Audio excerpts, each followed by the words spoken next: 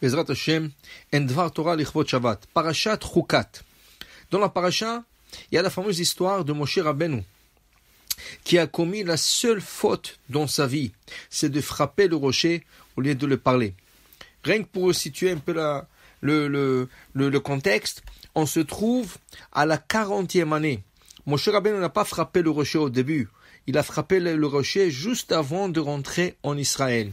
C'était dans le mois de Nissan, après le décès de Myriam, sa sœur, qui est décédée le 10 Nissan. Après, lui, il est décédé Adar, l'année d'après, ça veut dire le plus tard. Alors, lui, il est décédé de la même année, mais beaucoup plus tard, mais c'était vers la fin de la 40e année. Maintenant, dans la paracha, tout le commentateur essaie de trouver cette faute. Quelle était la faute de Moshe Rabbeinu? Parce que tu trouves dans le verset, Hachem lui dit, prends ton bâton et parle au rocher. Alors, il a frappé. Pourquoi Hachem lui a dit de prendre le bâton? Rashi dit que il voulait parler au rocher et le rocher a disparu. Et ensuite, quand il voulait frapper, le rocher est revenu. Et comme ça, il y a plusieurs explications et chacun essaie de donner l'explication. Pourquoi? C'était la seule et unique faute de Moshe Rabbeinu. Et à cause d'elle, il n'est pas rentré en Israël. Alors, pour vous dire que c'était très important de trouver la raison, mais Shiv'im Panim la Torah, il y a 70 façades à la Torah. Mais on va parler aujourd'hui de l'explication du Maïmonide, Rabbi Moshe ben Maïmon. Le Maïmonide, il dit, Moshe c'était un grand leader. Moshe c'était un enseignant. Moshe c'était un exemple pour le peuple d'Israël. La raison qu'il a été puni, c'est pas parce qu'il a frappé, dit le Maïmonide. C'est parce qu'il s'est énervé. Et dans la Torah, il leur dit, Shim'una Hamorim. Écoutez-moi, vous le têtus. Qu'est-ce qui est arrivé? Comme Rashi explique, Moshe Rabbeinu a donné l'ordre de parler au rocher. Mais quand il est venu pour parler au rocher devant tout le monde, regardez qu'est-ce que Rashi dit. Rashi dit qu'il y avait un nes, il y avait un miracle, que tout le monde était en face du rocher. C'était impossible. 3 millions de personnes en face du rocher, impossible. Mais c'était un miracle. Hachem a fait que le petit endroit a contenu le mroubé, le plusieurs personnes, et chacun était devant le rocher. Et quand Moshe était prêt à parler au rocher, le rocher a disparu. Là, il y avait des autres rochers à côté. Et le peuple d'Israël a dit à Moshe Rabbeinu, mais qu'est-ce que ça te regarde de parler à ce rocher, à l'autre rocher? Si Hachem veut donner de l'eau du rocher, c'est un miracle. Il peut faire le miracle de n'importe quel rocher. Là, Moshe s'énerve et il leur dit, Shim'ona Amorim, écoutez, vous les têtus, vous pensez que vous êtes des enseignants, vous pensez me dire quoi faire. Et là, avec ses nerfs, il a frappé le rocher. Mais c'est pas parce qu'il a frappé. C'est parce que, dit le Maïmonide et le Ramban aussi, parce qu'il a donné maintenant un mauvais exemple, que on a le droit de s'énerver. Or, une personne doit être toujours calme. Alors là, comme c'est le leader, Hachem a été très méticuleux avec lui, et c'est pour ça qu'il lui a puni de ne pas rentrer en Israël.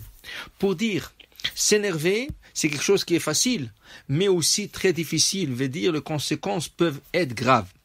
Le Sefer Hasidim, Rabbi Yehuda Hasid Omen, qu'une fois un père, il a laissé un testament à son fils. Il lui a dit, mon fils, quand tu t'énerves, dors la nuit sur la chose, et le lendemain, si tu penses qu'il y a de quoi s'énerver, là tu peux t'énerver. Et la personne a gardé cet enseignement. Et un jour, il a dit à sa femme, écoute, ma femme, il n'a pas assez il fait pas assez d'argent et il voudrait aller en voyage pour aller travailler ailleurs et revenir dans 1, 2, 3 ou 4 ans avec une bourse d'argent pour qu'il puisse supporter sa femme.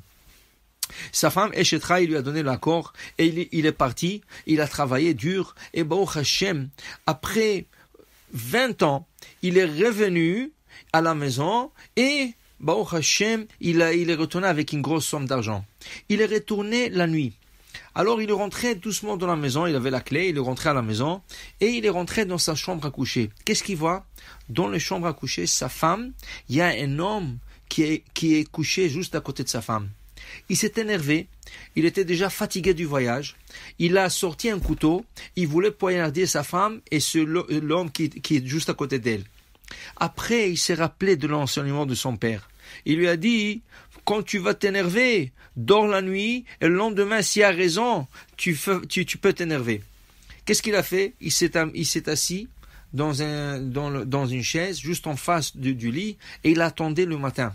Il s'est endormi un peu, et le lendemain matin, quand sa femme se réveille et le voit, quelle joie! Elle court vers lui, mon mari, mon chéri. Et là, il lui dit, n'approche pas. Il avait le couteau dans la main.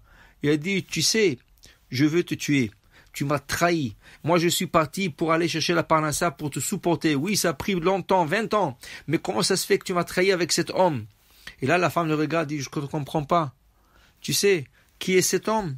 Ça, c'est ton petit bébé. Quand il a laissé, il avait 1 an. Et voilà, bon, Hachem, aujourd'hui, il a 21 ans, mais j'avais peur de dormir tout seul, alors il dort avec moi le soir. Et là, il a compris que son père avait raison. Pourquoi? S'il serait énervé et il aurait tué la femme, il aurait tué sa femme et l'enfant, et 2 personnes innocentes. Pour dire qu'il a bien fait d'attendre. Alors, quand quelqu'un s'énerve, pense 2 fois. Est-ce que ça peut attendre? Parce que s'énerver, c'est sur le moment, c'est sur le champ. Mais quand tu réfléchis quelques minutes, tu vas voir qu'il n'y a pas de place pour s'énerver. Et si tu penses, et si tu continues à penser, et tu vois qu'il y a de la place, là, peut-être, tu auras le droit de le faire. Je vous souhaite Shabbat Shalom, on va voir.